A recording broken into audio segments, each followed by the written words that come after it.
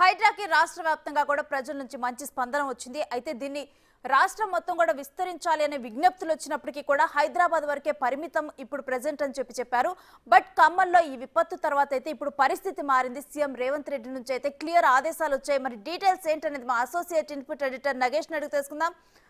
నగేష్, హైడ్రా ఇప్పుడు రాష్ట్రం అంతా విస్తరించినట్లేనా?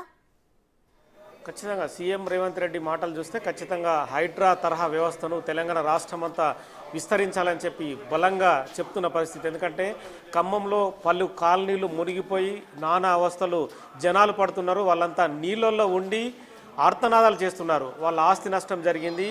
వాళ్ళు మళ్ళీ ఉండాలంటే కూడా వాళ్ళ సామాన్లు ఎక్కడున్నాయో వాళ్ళ పరిస్థితి ఏంటనేది కూడా ఒక దుఃఖం వచ్చే పరిస్థితి కనిపిస్తుంది.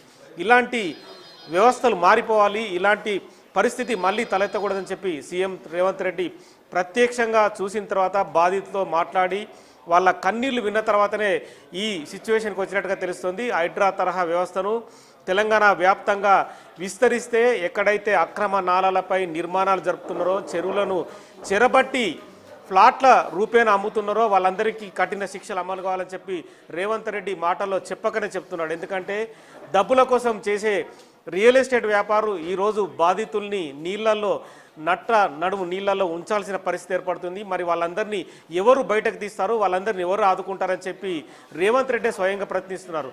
ప్రభుత్వం అయితే వారికి సహాయ సహకారాలు అందిస్తుంది. కానీ వాళ్ళు మోసపోయిన విధానం చూస్తే మాత్రము అంటే తనకు కూడా దుఃఖం వచ్చే పరిస్థితి ఉందని చెప్పి రేవంత్ రెడ్డి చెప్తున్న పరిస్థితి. ఎందుకంటే హైదరాబాద్లో ఇప్పటికే హైడ్రాను విస్తరించారు. హైడ్రా సంబంధించిన ఇప్పటికే ఇన్పుట్స్ చాలా వరకు సేకరించారు. హైదరాబాద్ చుట్టుపక్కల ప్రాంతంలో హెచ్ఎండిఏ పరిధిలో అలాగే RRR వరకు కూడా హైడ్రా ప్రస్తుతం పనిచేస్తుంది. చెరువులు ఎక్కడెక్కడైతే ఉన్నాయో వాటన్నిటికి సంబంధించిన పూర్తి ఇన్పుట్స్ని ఇప్పటికే సేకరిస్తుంది. ప్రస్తుత కమిషనర్ హైడ్రా కమిషనర్గా ఉన్న రంగనాథ్ని చెరువుల పరిరక్షణ కమిటీ చైర్మన్గా కూడా ఈ 2 రోజుల్లో ఉత్తర్వులు ఇవ్వడానికి ప్రభుత్వం సన్నద్ధత ఏర్పాటు చేసిందని చెప్పచ్చు. ఇప్పటికే FTL పరిధిలో ఉన్న భూములకు సంబంధించిన నిర్ధారణ కూడా పూర్తయిందని చెప్పచ్చు. హైదరాబాద్ రంగారెడ్డి అలాగే మేడ్చల్ మల్కాజ్గిరి సంగారెడ్డి మెదక్ యాదాద్రి భువనగిరి సిద్దిపేట కలెక్టరేట్లతో కూడా ఇప్పటికీ మాట్లాడారు. హెచ్ఎండిఏకి సంబంధించిన 3500 చెరువులు ఉన్నాయని చెప్పి ఒక మ్యాప్ను కూడా తయారు చేశారు. ఇప్పటికే 265 చెరువులకు సంబంధించి నోటిఫై కూడా పూర్తయినట్టుగా తెలుస్తుంది. 50 చెరువులకు సంబంధించి తుది నోటిఫై కూడా కావాలని చెప్పి ప్రభుత్వం నుంచి ఇన్పుట్కి వస్తుంది. అంటే చెరువులకు సంబంధించి పరిరక్షణ అనేది ఖచ్చితంగా అవసరం అని చెప్పి సీఎం చెప్తున్న పరిస్థితి. ఎందుకంటే చెరువులను చెరబడితే అవి మనల్నే చెరబడతాయని చెప్పి చెప్తున్నారు. ఎందుకంటే ప్రకృతి ప్రకోపం ప్రస్తుతం కళ్ళ నిండుగా చూశాము. వేలాది మంది ఏదైతే ఇండ్లు నీట మునిగిపోయి వాళ్ళంతా కూడా ఇబ్బందికర పరిస్థితులు ఎదురైన పరిస్థితి. వాళ్ళంతా అంటే ఎప్పుడైతే నిన్న మొన్న వర్షాలు కురిసాయో వాళ్ళంతా చీకట్లలో ఆహారం లేక అందక కూడా వాళ్ళంతా చాలా ఇబ్బందులు పడ్డారు. మరి ఆ ఇబ్బందులకు కారణం ఏంటి? ఆక్రమణలే. ఇప్పుడు ఖమ్మం జిల్లాలో చూస్తే కనుక మాజీ మంత్రి పువ్వాడ అజయ్పై కూడా విరుచుకుపడిన పరిస్థితి. రియల్ ఎస్టేట్ వ్యాపారం చేసి చాలా కాలనీలు నీట మురగడానికి పువ్వాడ కుటుంబమే కారణమైంది. ఖచ్చితంగా వాళ్ళపైన చర్యలు ఉంటాయని చెప్పి రేవంత్ రెడ్డి చెప్పారు. ఇక మిగతా జిల్లాలకు సంబంధించి రాజకీయ నాయకులున్నా, తమ పార్టీ నేతలున్నా, మంత్రులున్నా, ఇంకెవరున్నా సరే అంటే ఎమ్మెల్యేలున్నా ఖచ్చితంగా వాటి వెనుక ఎవరైతే ఉన్నారో వాళ్ళందరినీ ఎవరిని కూడా వదిలే ప్రసక్తి లేదు. ఖచ్చితంగా కూల్చడమే హైడ్రా తరహా వ్యవస్థను ఏర్పాటు చేసి జిల్లా కలెక్టర్ల పర్యవేక్షణ ఉంటుంది. హైడ్రాకు సంబంధించి ఒక చైర్మన్ కూడా జిల్లాకు నియమించాల్సిన అవసరం కనిపిస్తుందని చెప్పారు. ఎందుకంటే ఆ జిల్లాలకు సంబంధించిన చెరువులను గుర్తించడం, వాటిని నోటిఫై చేయడం. ఎందుకంటే గతంలో ఉన్న మ్యాపుల్ని, ఎందుకంటే కాసర పహానీలు కావచ్చు, ఆ పట్టాలు కావచ్చు, భూములు కావచ్చు, వాటన్నింటినీ చూడడం క్లియర్గా. అంటే రెవెన్యూని, ఇరిగేషన్ని, ఇందులో జిల్లాకు సంబంధించిన VAOలను VROలను కూడా ఇందులో బాధ్యులుగా చేస్తూ ఒక కమిటీని ఏర్పాటు చేస్తారు. ఆ కమిటీ పూర్తిగా జిల్లాలో ఉన్న చెరువుల్ని చూస్తుంది.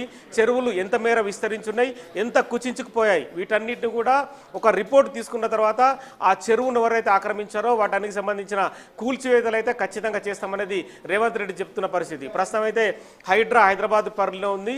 తదుపరి హైడ్రాకు ఏ పేరు పెట్టాలనేది తదుపరి నిర్ణయం తీసుకుంటాం. జిల్లాల వ్యాప్తంగా ఈ వ్యవస్థను విస్తరించిన తర్వాత ఆక్రమణలు కూల్చివేయడం, చెరువుల్ని పరిరక్షించడం, చెరువులు మళ్ళీ నీళ్లతో సమృద్ధిగా ఉండి పంట పొలాలకు అందించే విధంగా ముందుకు తీసుకెళ్లాలనేది కూడా రేవంత్ రెడ్డి ప్లాన్గా కనిపిస్తోంది. అయితే నగేష్, హైడ్రా వల్ల పాజిటివ్ ఇంపాక్ట్స్ అప్పుడే కనిపించడం స్టార్ట్ అయ్యాయని మనం భావించవచ్చా? అందుకనే రేవంత్ రెడ్డి ఇక వెనక్కి తగ్గను అన్నారనుకోవచ్చా? ఎందుకంటే ఆయన రామ్నగర్ని ఒక ఎగ్జాంపుల్గా కూడా ప్రస్తావించారు.